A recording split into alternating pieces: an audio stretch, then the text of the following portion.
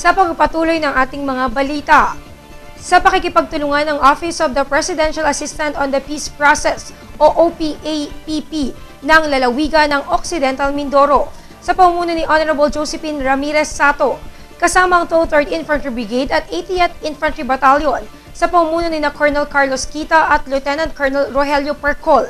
Ang gobyerno ay muling nagbigay tulong pinansyal at pangkabuhayan para sa mga dating miyembro ng NPA na nagbalik loob sa ating pamahalaan na ginanap sa Sikatuna Beach Hotel, San Jose, Occidental Mindoro.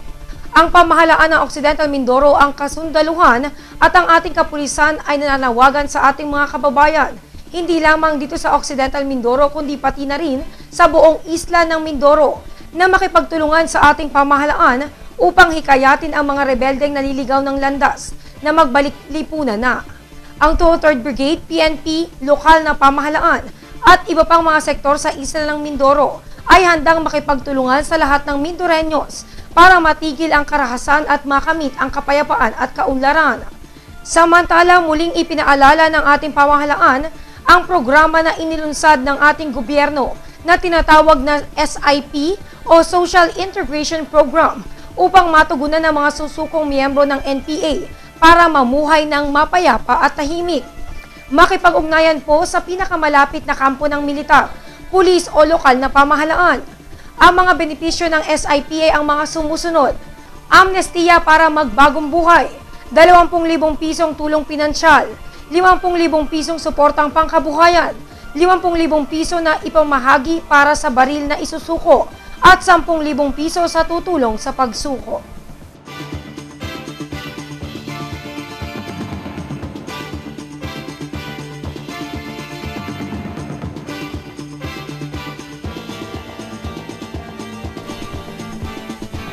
Sa ibang balita, buwan ng Mayo na nagdaang taon ng isang insidente ang naganap na tumatak sa kasaysayan ng Calapan matapos masunog ang pamilihang lungsod ng Calapan.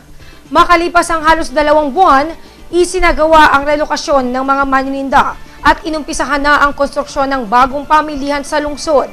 Subalit sa kabila ng nalalapit na pagtatapos ng naturang pagawain, ang hinaing ng ilang mga apektadong maninda sa palengke na lumapit sa Newsline team sa lumalalang sitwasyon sa kanilang lugar dahil sa nakaimbak na tubig dito na nagdudulot ng ilang mga aksidente gaya ng pagkakadulas ng mga dumaraan dito at panganib naman para sa kanilang kalusugan. Pinuntahan na namin sa munisipyo yan. Nag-complaint na kami doon na yan ay hindi nawawalan ng tubig. Marami na rin diyang nadulas na matanda. Kahit nakuan, hindi nalilinis siya ang gawa ng marami at barado daw ang kanal. Sabi, aaksyon daw yan.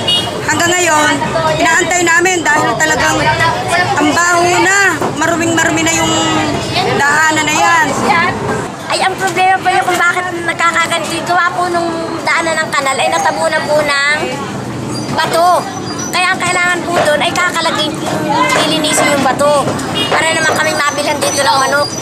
Dahil walang dumadaan dito pagka tubig ay malalim eh. Ang hirap na aming sitwasyon dito ng pagtitinda. Walang nabili sa amin dito sa una doon. Nagdadaanan sila sa kabila. Dahil maganda ang daan. Baradong kanal ang sinasabing sanhi ng nasabing pagbaha. Simulaan nila ng malagyan ng bakod para sa konstruksyon ng bagong palengke. Napakalaking perwisyo para sa mga katulad nilang manininda dahil sa halip na bumili sa kanilang pwesto ay hindi sila pinapasok na nagreresulta upang humina ang kanilang benta. Sa huli, 2 beses na nila itong isinangguni sa pamahalaang lungsod ng Calapan. Subalit hanggang sa kasalukuyan ay hindi pa rin ito na isa sa ayos. Hiling naman nila na agaran itong mapagtuunan ng pansin ng lokal na pamahalaan para na rin hindi pa lumala ang naturang sitwasyon. Sana mabigyan ng aksyon yung aming inihiling na itong gilid na ito ay malinis. Dahil ang pagkakako namin talagang napakabaho na, masama na sa kalusugan. Samantala, ayon naman kay City Engineer Benjamin Acedera, sinisimulan na nila ang pagsasaayos nito, subalit hiling naman niya sa mga manininda na itapon sa tamang lalagyan ng kanilang mga basura gaya ng plastic dahil isa ito sa nagiging sanhi ng pagbara ng drainage canal sa naturang lugar. Yan naman ay naparating na sa amin. Actually, last week nag-umpisa na silang mag-declare. Ang problema kasi yung waste nila, yung plastic, yung mga gulay, doon naman kasi nila tinatapon din sa kanal. Sana naman ilagay na naman nila sa basurahan para talagang tubig lang ang napupunta doon sa drainage canal. Siguro hindi magbabaha ng ganun kasi ang complaint naman ng mga nagdidiklag kong mga tao, mga panayan laman daw, mga plastic, mga gulay, mga pinag-anuhan doon ng waste din nila. Sana doon na lang nila ilagay sa basurahan. Pero ganun pa man, naroon na yung mga tao ko nagdidiklag, umpisa na sila hindi nga lang pwedeng isabay sa araw, tuwing gabi naman sila. Isa ang Nauhan Lake sa mga ipinagmamalaking atraksyon ng probinsya dahil sa bukod sa angking ganda at lawak ay sagana pa sa isda, hipon at iba pang yamang tubig ang naturang lawa na siyang pinagkukunan ng kabuhayan ng mga residente sa mga bayan na nakakasakop dito. Ngunit sa paglipas ng mga taon kung saan patuloy na nadaragdagan ang populasyon sa bansa, ilang mga residente na sa naturang lawa rin ang kumukuha ng pinagkakabuhayan ang dumatain dahil sa unti-unting pagkaubos ng mga isda dito.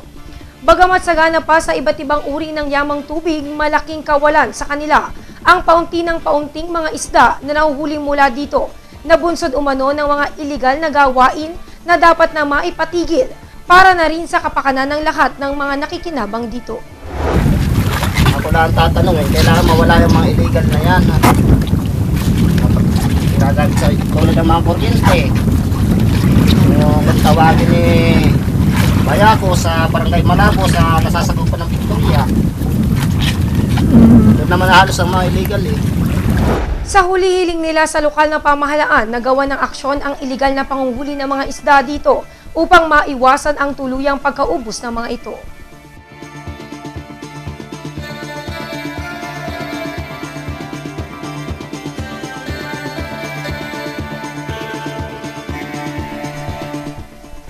Ang tabayanan ng ibang mga balita, makalipas po lamang ang ilang paalala. Have you been looking for the perfect piece of furniture for your home?